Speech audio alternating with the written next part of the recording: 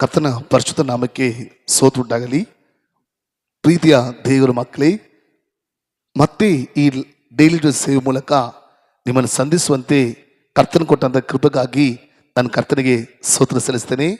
ನಾನು ಕರ್ತನಲ್ಲಿ ನಂಬ್ತಿದ್ದೇನೆ, ನೀವು ಎಲ್ಲರೂ ಆಶೀರ್ವಾದವಾಗಿ, ಸೌಖ್ಯವಾಗಿ, ಸಮಾಧಾನವಾಗಿ ಇದ್ದೀರ ಎಂಬುದಾಗಿ.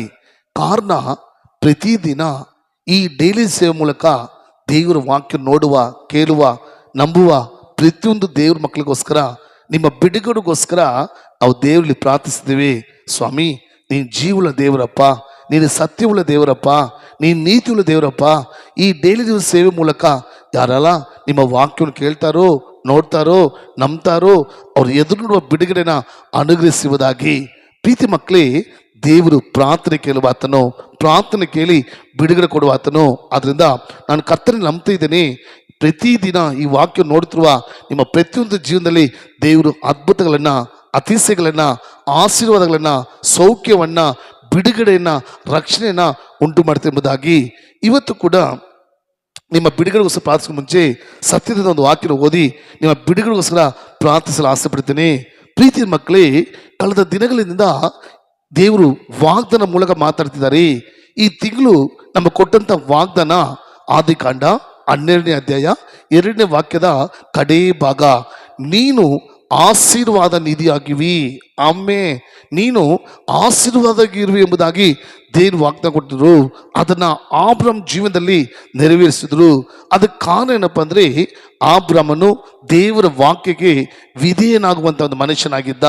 ಎರಡನೇದಾಗಿ ನೋಡಿದಿರುವಾಗ ದೇವರನ್ನ ಆರಾಧಿಸುವುದಕ್ಕೆ ಮುಖ್ಯತೆಯನ್ನು ಕೊಡುವ ಒಂದು ಮನುಷ್ಯನಾಗಿದ್ದ.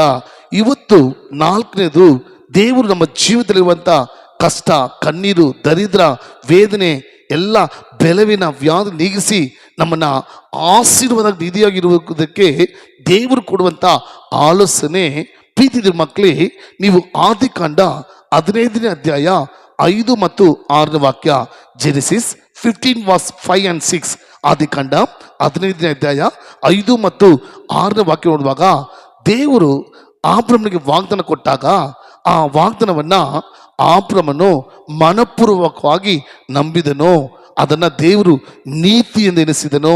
ಆಮೇಲೆ ಈ ಆಬ್ರಮನ ಜೀವಿತದಲ್ಲಿ ದೇವರ ವಾಗ್ದಾನ ನೆರವೇರೋದಕ್ಕೆ ಕಾರಣ, ದೇವರ ವಾಗ್ದಾನವನ್ನು ಈ ಆಬ್ರಮನು ನಂಬಿದನು.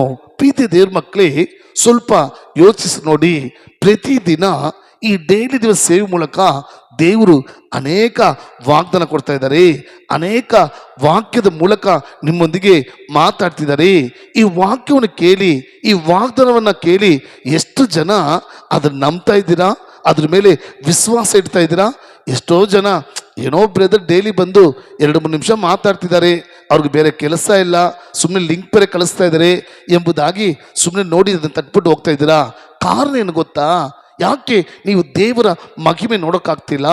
ದೇವರಲ್ಲಿ ನೀವು ಎದುರು ನೋಡುವಂಥ ಬಿಡುಗಡೆ, ಎದುರು ನೋಡುವಂಥ ಒಂದು ಆಶೀರ್ವಾದ, ಎದುರು ನೋಡುವಂಥ ಒಂದು ಸೌಖ್ಯ ನೀವು ಹೊಂದ್ಕೊಳ್ಳೋಕ್ಕಾಗ್ತಿಲ್ಲ ಅಂದರೆ, ಅನೇಕ ಕ್ರೈಸ್ತರಿಗೆ, ಅನೇಕ ದೇವರ ಮಕ್ಕಳಿಗೆ ದೇವರ ವಾಕ್ಯದ ಮೇಲೆ, ದೇವರ ವಾಗ್ದಾನ ಮೇಲೆ, ದೇವರ ಅತಿಶಯ ಅದ್ಭುತಗಳ ಮೇಲೆ, ಸೌಖ್ಯದ ಮೇಲೆ ನಂಬಿಕೆ ಇಲ್ಲ.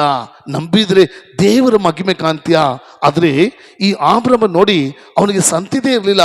ದೇವರು ಮನೆಯೊಳಗಿಂದ ಕೈ ಹಿಡ್ಕೊಂಡು ಆಚೆ ಬಂದು ಆಕಾಶವನ್ನು ತೋರಿಸಿ, ಆಕಾಶವನ್ನು ನೋಡಿ ಆ ನಕ್ಷತ್ರವನ್ನು ಎನಿಸುವುದಾದರೆ ಎನಿಸು, ಅಷ್ಟರ ಮಟ್ಟಿಗೆ ನಿನ್ನ ಸಂತತಿಯನ್ನು ಆಶೀರ್ವದಿಸ್ತೀನಿ ಎಂದು ವಾಗ್ದಾನ ಕೊಟ್ಟರು. ಅವಾಗ ಮಕ್ಕಳೇ ಇರಲಿಲ್ಲ, ದೇವರು ವಾಗ್ದಾನ ಕೊಟ್ಟರು. ಆದರೆ ಆಬ್ರಮನು ದೇವರ ವಾಗ್ದಾನವನ್ನು ನಂಬಿದನು, ಅದನ್ನು ದೇವರು ನೀತಿ ನೆನೆಸಿದನು. ಪ್ರೀತಿಯ ಸಹೋದರ, ರಕ್ಷಣೆ ಹೊಂದಿ 30 ವರ್ಷ ಆಯಿತು, 40 ವರ್ಷ ಆಯಿತು, 50 ವರ್ಷ ಆಯಿತು, 10 ವರ್ಷದ ಸಭೆಗೆ ಹೋಗ್ತಿದ್ದೀರಾ, ಅದ್ರ ನಂಬಿಕೆ ಇದೆಯಾ? ದೇವರ ವಾಕ್ಯದ ಮೇಲೆ, ದೇವರ ವಾಗ್ದಾನ ಮೇಲೆ, ದೇವರ ಅದ್ಭುತಗಳ ಮೇಲೆ ನಂಬಿಕೆ ಇದೆಯಾ? ಎಷ್ಟೋ ಜನ ಕ್ರೈಸ್ತರು ಬಾಯಲ್ಲಿ ದೇವರು ಎಲ್ಲಿದ್ದಾರೆ, ದೇವರಿದ್ರೆ ಯಾಕೆ ವ್ಯಾಧಿ, ಯಾಕೆ ಕಷ್ಟ, ಯಾಕೆ ಸೈತನ ಹೋರಾಟ, ಯಾಕೆ ನನಗೆ ಸಾಲ ಎಂಬುದಾಗಿ ಇನ್ನು ಅವಿಶ್ವಾಸನೇ ಮಾತಾಡ್ತಿದ್ದಾರೆ, ಇನ್ನು ಅಪನಂಬಿಕೆಯನ್ನು ಮಾತಾಡ್ತಿದ್ದಾರೆ, ಇನ್ನು ದೇವರ ಬಾಯಿಂದ, ಅವರ ಬಾಯಿಂದ ದೇವರ ದೂಷಣೆ ಮಾಡ್ತಾ ಇದ್ದಾರೆ.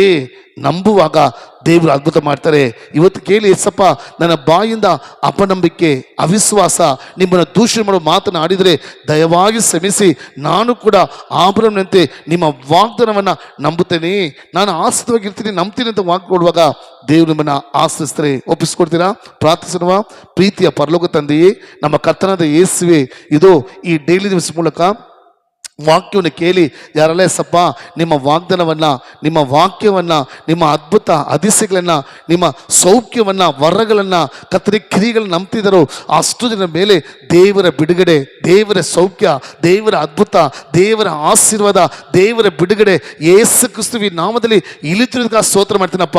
ನಂಬುತ್ತಿರುವ ಅಷ್ಟು ಜನ ಮೇಲೆ ದೇವರ ಶಕ್ತಿ, ದೇವರ ಆತ್ಮನ ಕ್ರಿಯೆಗಳು ಇವಾಗ ನಡೀತಿರೋದಕ್ಕೆ ಸ್ತೋತ್ರ ಮಾಡ್ತಾನೆ. ಆಶೀರ್ವದಿಸ್ತೇನೆ ನಮ್ಮ ಜೀವನ ತಂದೆಯೇ. ಆಮೇನ್. God bless you.